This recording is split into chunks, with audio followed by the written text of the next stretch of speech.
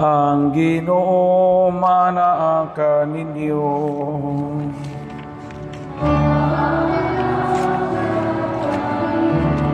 Ang pagsangyaw sa santos nga ebanghelyo sumala ni San Mateo.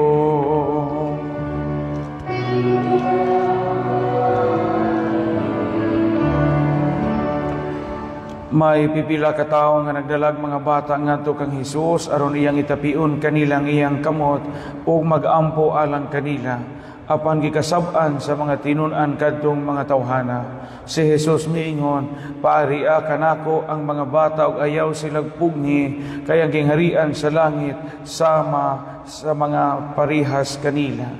Ug iyang gitapion kanila ang iyang kamot ug unya milakaw siya.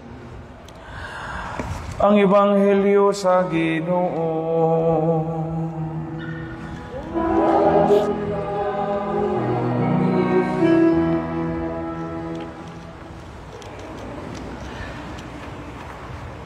Paaria kanako ang mga bata ug ayaw silang pugni kay ang gingharian sa langit ila sa mga sama kanila.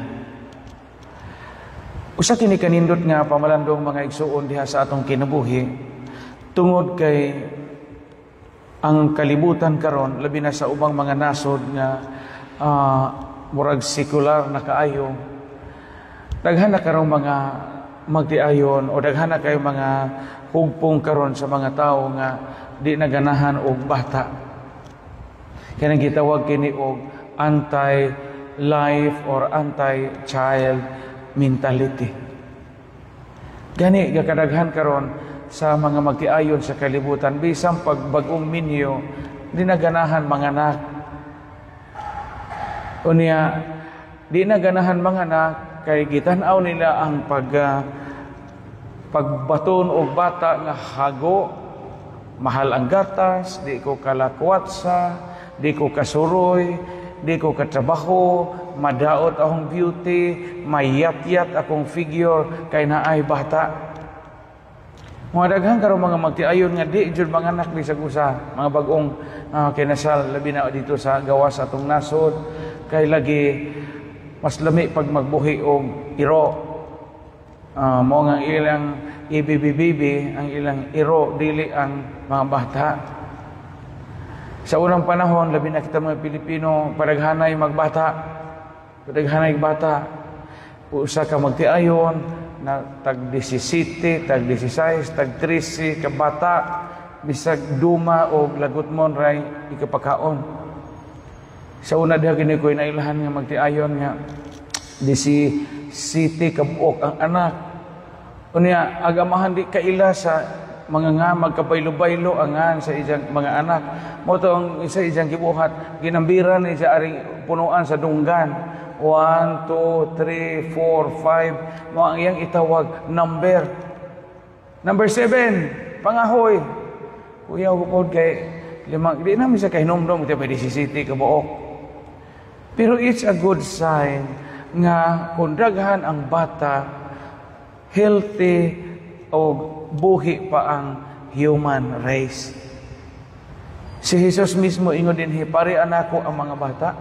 Ayaw sila didi. Manlipay ta karon ay mga bata na nimban mga apo ni kuan siguro ni nang dapit nila sa Goryo no mga bata at tiguwang ring na dire. Kining mga bata mao ni mo padayon sa unsay atong nasugdan. Mga piskay pagdadon ninyo ng mga bata og simba.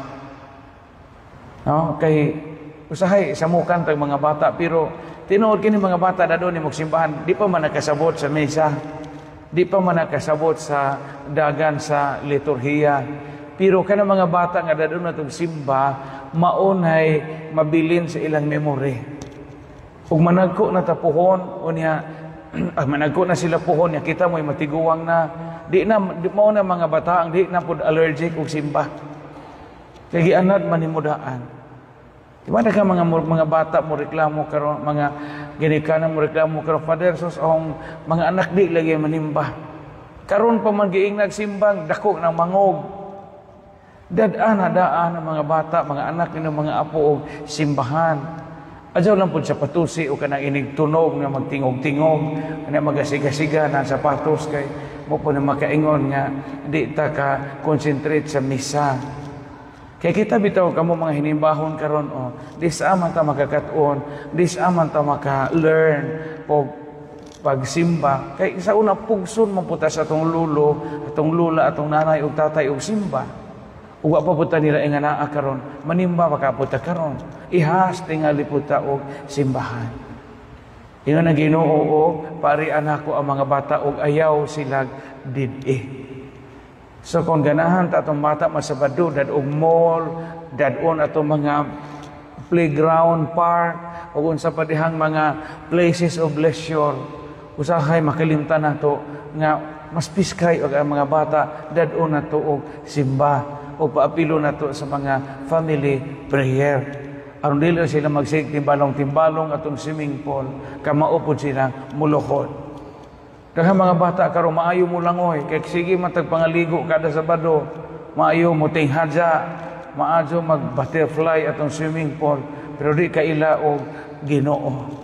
Usahay mo na problema karon sa atong kalibutan.